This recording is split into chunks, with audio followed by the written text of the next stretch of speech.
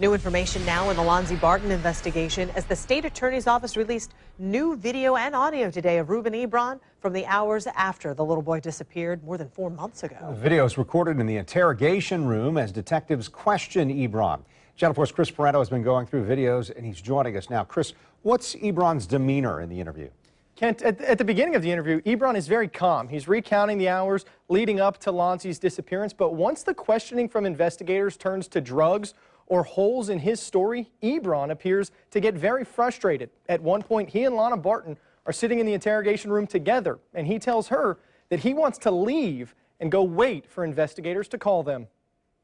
We cooperated from the jump, from the gun.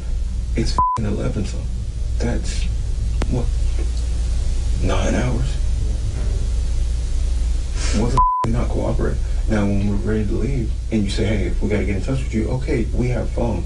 You have phone numbers to get in contact with. In the interrogation room, Ebron begins to grow frustrated. Investigators soon tell him that he's being held because of a driver's license suspension.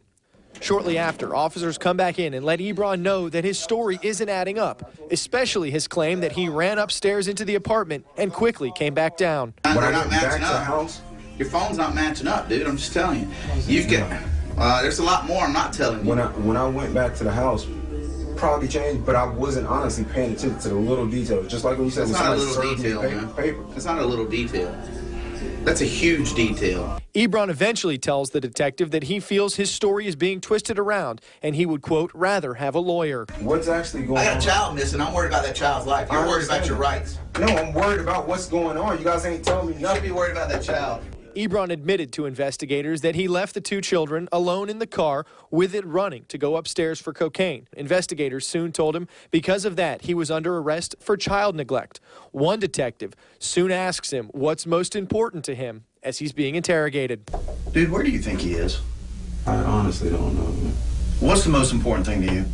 Is getting this out of the way, man. Getting this over with and finding him is. That should have been your first answer.